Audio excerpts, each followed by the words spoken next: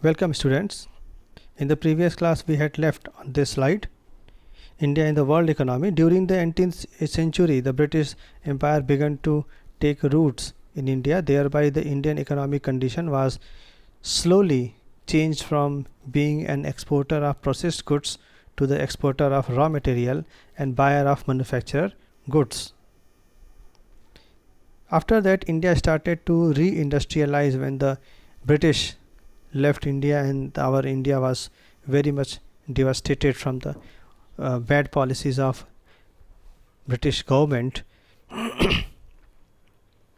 After independence, the process of rebuilding the Indian economy have been started. As a part of the first 5-year plan was implemented in 1952, India began to reindustrialize by giving importance to the establishment of modern industries like modern technology and scientific institutes, space and nuclear programs. To overcome the problem of lack of capital, rise in population and huge expenditure on the defense, inadequate infrastructure etc., India relied heavily on borrowing from the foreign services and finally agreed to economic liberalization in 1991.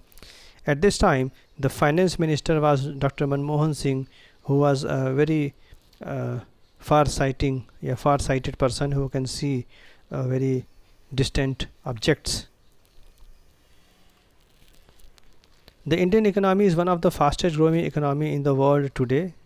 The high growth sectors have been identified which are likely to grow at a rapid pace. The recent incentives initiatives of the government of India like Make in India, Skill India, Digital India, Foreign Trade Policy 2015 to 20 etc. is expected to help the economy in the terms of exports and import and trade balance.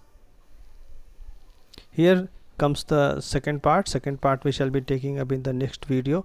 Since the second part is little bit larger, it will take more time. I will divide it into more sections. I shall leave it here. Thank you.